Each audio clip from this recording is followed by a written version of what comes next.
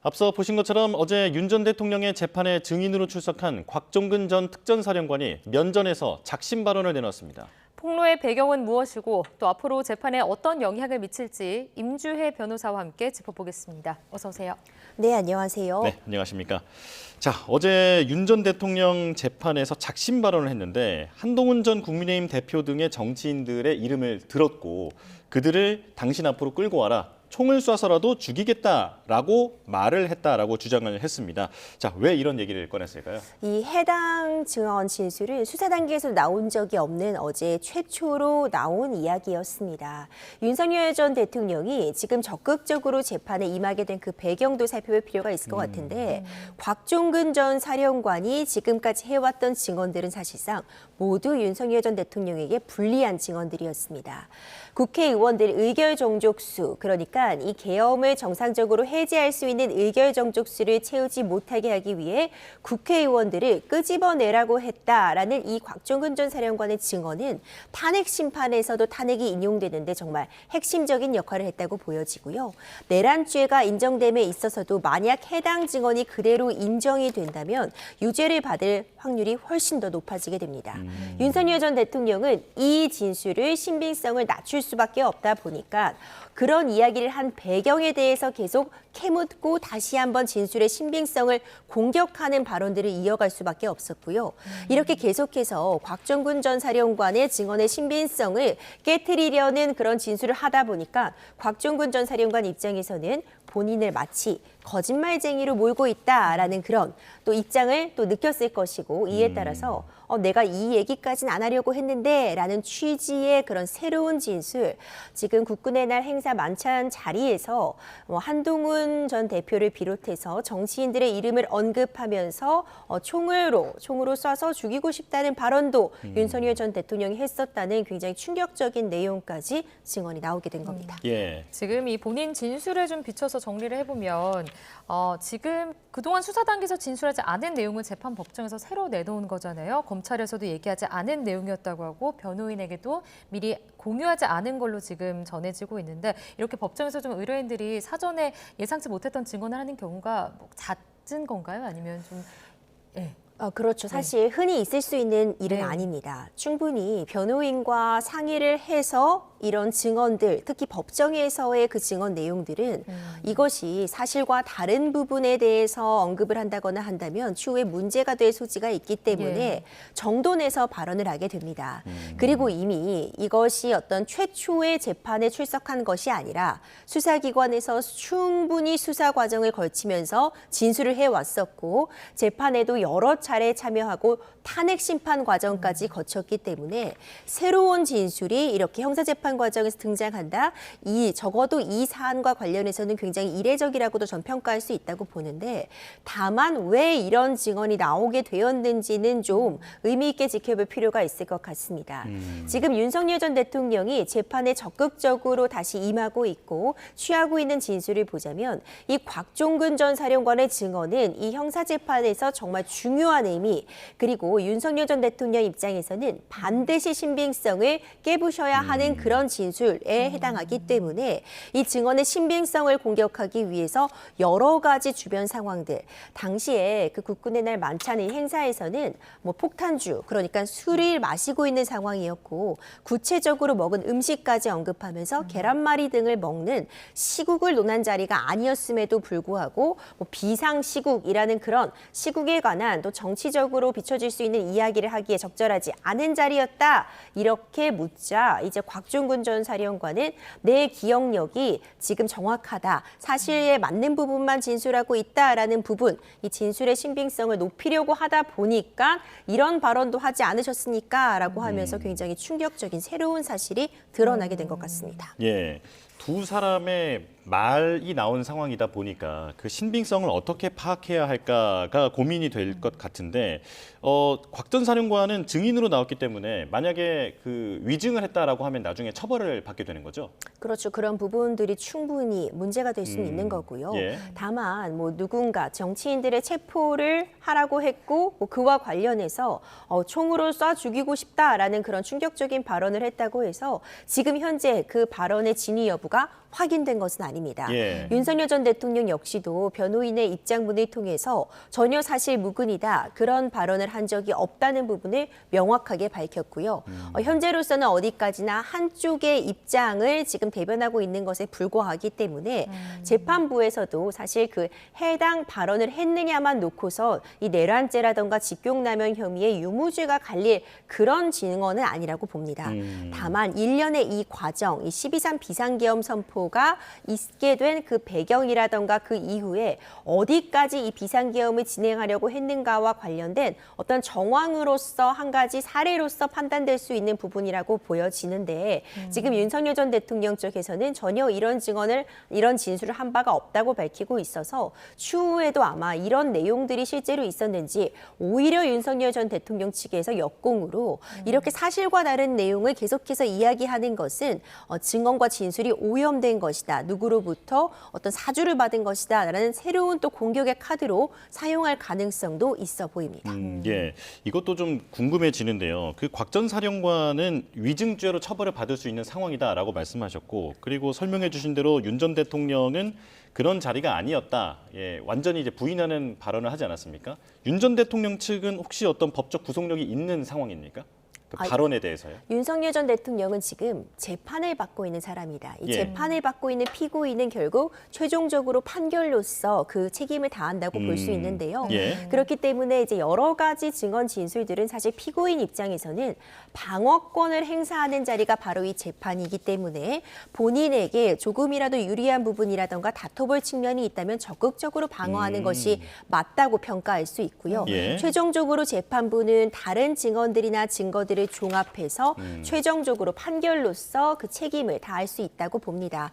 사실상 이번에 새롭게 등장한 이 총과 관련된 이 진술 같은 경우에는 다른 참석자들이 그런 이야기를 들었는지 여부, 이것을 뒷받침만한 다른 진술이나 증언들이 확보되는지 여부에 따라서 그 증언의 신빙성은 양쪽 중에서 어느 쪽에 더 높게 평가할 수 있을지는 충분히 가려질 수 있다고 봅니다. 예. 자, 이제 또 추경호 관련해서 좀 의원 관련해서 이야기를 좀 해보겠습니다. 지난해 이제 12월 3일 비상계엄이 선포된 이후에 윤 전 대통령과 통화를 했다. 추경호 의원에 대해서 지금 특검이 구속영장을 청구한 상황인데 현역 의원에 대해서 이렇게 구속까지 필요한 상황이라고 판단한 배경을 좀 짚어주시죠. 증거인멸의 우려가 높다는 부분, 그리고 이제 굉장히 중요한 역할을 추경호 의원 역시도 담당했다라는 그런 평가가 더해진 그런 구속영장 신청이라고 봅니다. 지금 이 비상계엄을 해제하는 과정에서 국민의힘 의원들이 이 비상계엄 해제 표결에 참여하지 못하도록 추경호 의원이 방해했는가가 쟁점이 되고 있는 건데요.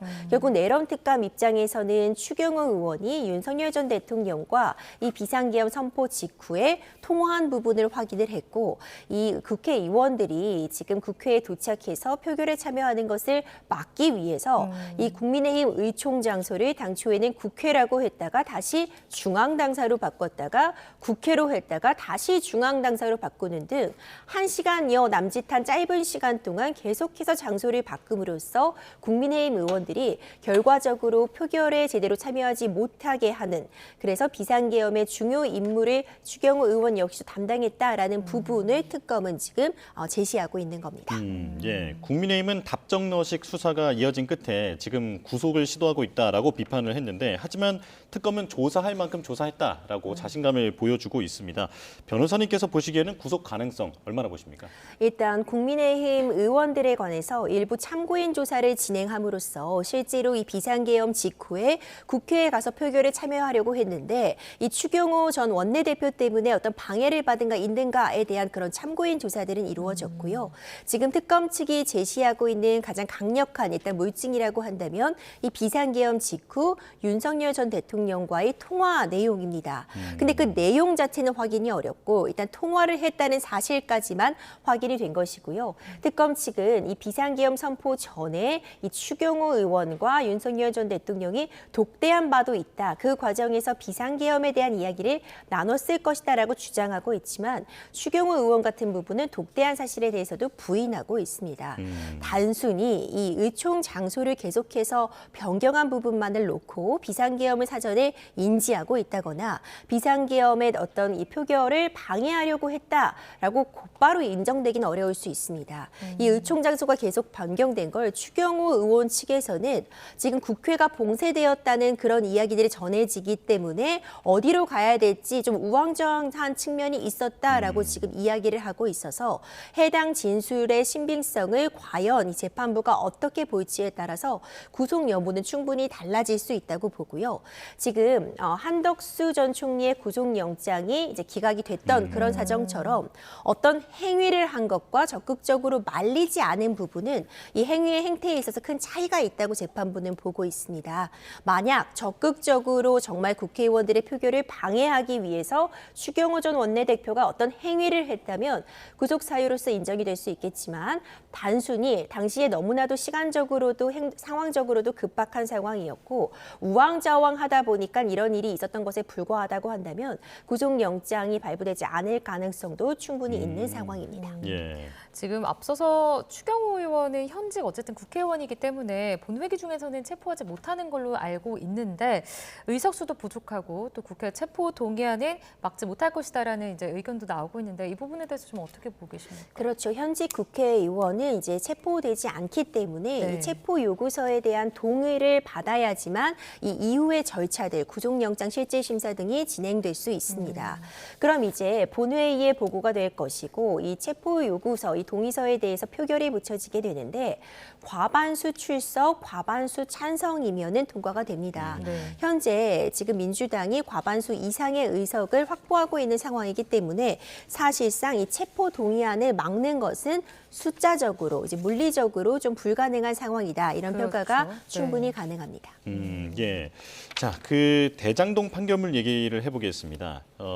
지금 1심에서 중형이 선고가 된 상황인데, 자, 이재명 그 대통령이 연루가 되었느냐 안 되었느냐 이걸 가지고 여야가 완전히 다른 해석을 하고 있는 것 같습니다. 그러니까 성남시의 순회부가 결정의 주체라고는 봤지만, 네, 하지만 이제 민관의 어떤 밀착, 유착 여부는 몰랐던 것 같다라고 봤고, 그리고 유동규 전 본부장 같은 경우에는 중간 관리자이기 때문에 그 결정의 주체라고 볼 수는 없다라는 의견이 좀 담겨 있는 거거든요. 어느 쪽 말이 맞는 겁니까? 사실 양쪽 모두 이번 판결을 놓고 서로 다른 해석을 충분히 내놓을 수 있는 상황입니다. 일단 이 대장동 판결문을 보면요. 이 대장동 개발 사업이 비리와 관련된 이 비리 사업이었다라는 부분은 이 해당 재판부에서도 명확히 했습니다. 그리고 지금 문제되고 있었던 민간 개발업자와 이제 유동규 등은 모두 징역 4년에서 8년 중형이 선고가 되었고요. 이런 부분들을 보자면 이 대장동 사업이 문제가 있었다. 어떤 민관이 굉장히 비리로 연결되어 있는 사업이었다라는 부분까지는 확인이 되고 또 굉장히 중요하게 볼 만한 부분은 순회부라는 표현입니다. 예. 이 성남시의 순회부라는 표현이 등장하게 된 그 상황을 보면 유동규 전 대표 역시도 사실상 중간에 어떤 매개자로서 성남의 순회부와 그리고 민간업자들을 가운데에서 연결해 줌으로써 이런 비난의 정도가 높다라는 그런 표현들, 그런 취지가 담겨 있는데 그렇다면은 최종적인 어떤 지휘라던가 지시를 한 사람은 순회부다라는 부분까지는 이번 재판부에서도 확인이 된 겁니다. 예. 다만 중요한 부분은 그래서 그 순회부가 누구인가에 대한 판단은 재판부에서 하지 않았습니다. 그렇기 때문에 양쪽 모두 서로 다른 해석을 내놓고 있는 건데요. 이제 일각에서는 이 순회부의 존재를 언급했다는 것 자체가 당시의 성남시장이었던 이재명 대통령의 어떤 유죄 부분에 대해서 이미 확인이 된 것이다라는 취지의 주장을 하고 있는 것이고요. 반대로 이 판결문에서 이재명 성남시장이라는 부분이 언급은 되고 있지만 이 유죄와 관련된 부분은 전혀 확인이 되고 있지 않고 오히려 이제 어떤 민간 개발업자라던가 어떤 개인의 일탈 행위가 명확하게 확인된 것이기 때문에 이재명 대통령은 전혀 사실이 관계가 없는 것이다라고 양쪽 모두 지금 이 판결을 놓고 주장을 하고 있기 때문에 이런 상반된 의견이 가능하다고 봅니다. 예. 결국 이번 재판 같은 경우에는 지금 정진석 비서실장이나 이재명 대통령과 관련된 부분은 피고인으로서 다뤄진 부분이 아니기 때문에 엄밀히 말하면 다른 피고인들을 대상으로 한 재판이라고 보고요. 물론 향후에 진행될 재판에 있어서 굉장히 지대 지대한 영향을 줄 수밖에 없지만 이번 재판부 같은 경우에도 지금 별도로 진행되고 있는 재판에 대해서는 해당 재판에서 다툴 것이다라는 부분을 명백하게 했다라고 평가가 가능합니다. 예. 지금 이 대장동 개발 비리 사건의 쟁점을 좀 다시 좀 짚어보면 결국에는 그 중에 하나는 정영학 회계사가 말을 바꾼 것. 이 부분에 대해서 검찰 조사에서는 좀 진술과 달리 최근 재판에서는 혐의를 부인을 했잖아요. 재판부에서는 정영학 회계사의 진술을 지금 인정을 하지 않았다. 그러니까 증언을 받아들이지 않은 걸로 보고 있는데 그 이유는 좀 어떻게 보고 계십니까? 굉장히 향후 재판에서도 중요한 역할을 할 수 있습니다. 정영학 회계사 같은 경우에는 2021년도에 이제 검찰에 출석했을 때는 자진 출석해서 굉장히 적극적으로 진술을 해왔습니다. 그런데 재판이 진행되고 나서는 전혀 말을 바꾸게 된 건데 지금 문제되고 있던 그 진술의 내용을 좀 보자면 네. 성남도시개발공사와 그리고 민간업자가 서로 절반 정도 이익을 배분한 것처럼 보이게 하기 위해서 이 분양 그 가를 1,500만 원에서 1,400만 원으로 좀 낮췄다라는 그 취지의 진술이 문제되고 있는 것인데 재판 과정에서는 이미 검찰에서 내 진술을 다 맞춰놓고 있는 것이었다. 이미 프레임이 짜져 있었기 때문에 해당 내용대로 진술할 수밖에 없었다라고 하면서 이런 비리나 유착 관계에 대해서는 또 모두 부인을 한 것입니다. 하지만 이번 재판부에서는 검찰의 진술 조서 같은 부분들을 살펴봤을 때 어떤 정해진 답변을 강요하고 있다거나 요구하고 있는 그런 질문이라던가 진술 내용이라고 보기 어렵고 상당히 구체적으로 해당 내용에 대해서 알고 있는 사람만 할 수 있었던 그런 진술들을 수사 단계에서 일관되게 해오고 있었기 때문에 재판에서 이 진술을 번복한 부분에 대해서는 인정하지 않았습니다. 그렇다면 다른 관련자들의 재판이라던가 이 재판에서 남욱 변호사의 진술 변경 같은 부분들이 있었기 때문에 검찰 단계에서의 진술의 신빙성을 굉장히 높게 보고 재판 단계에서의 번복을 받아들이지 않은 건 앞으로 진행될 향후 재판에서도 검찰에서 확보된 그 진술의 신빙성을 매우 높게 재판부가 볼 것이다라는 부분을 예측할 수 있습니다. 예, 지금 사실 여야가 격돌하고 있는 건 말씀해 주신 대로 이재명 대통령과는 별개의 사건이긴 합니다만 여기에서 나온 어떤 그 분위기를 봐서는 재판을 계속 진행을 해야 한다 혹은 재판을 중단해야 한다라고 하는 그 의견 때문에 여야가 격돌한 건 아니겠습니까? 그래서 지금 민주당이 요구하고 있는 것은 검찰이 공소를 취소해야 한다라고 하는 거죠. 그렇습니다. 이제 그런 부분들 역시도 지금 쟁점이 되고 있습니다. 다만 현재 이재명 대통령은 현직 대통령이고 이제 업무를 수행하고 있는 과정이기 때문에 진행 중이었던 5개 재판 모두 현재 중지가 되어 있습니다. 이 재판이 없었던 일이 된 건 아니지만 적어도 지금 임기 중에는 모두 그대로 멈춰 있는 상태 그리고 그 다음 기일 역시도 지정되어 있지 않은 상태이기 때문에 현 시점에서는 사실 이런 논의를 하지 않아도 되는 상황이다라는 평가도 충분히 가능해 보이고요. 뭐 배임죄가 앞으로 폐지될 것이다 등 여러 가지 지금 관련되어서 쟁점들이 있고 논란이 있지만 지금 1심이 나왔던 이 유죄가 모두 인정된 재판은 다른 피고인들을 대상으로 하고 있고 동일한 사실관계를 쟁점으로 하기 때문에 향후 진행될 재판에 서로 영향을 끼칠 수밖에 없지만 이 재판에서 이 민간업자 등에 대해서 유죄 판단이 나왔다고 해서 곧바로 지금 중지된 재판이 재개가 된다거나 역으로 이 재판이 나왔다고 해서 이재명 대통령의 재판이 공소 취소되어야 된다는 주장 역시 모두 다 사실 불필요할 수도 있는 주장이다라는 평가도 충분히 가능합니다. 알겠습니다. 알겠습니다. 자, 여기까지 듣도록 하겠습니다. 임주혜 변호사와 함께 짚어봤습니다. 오늘 말씀 고맙습니다. 맞습니다.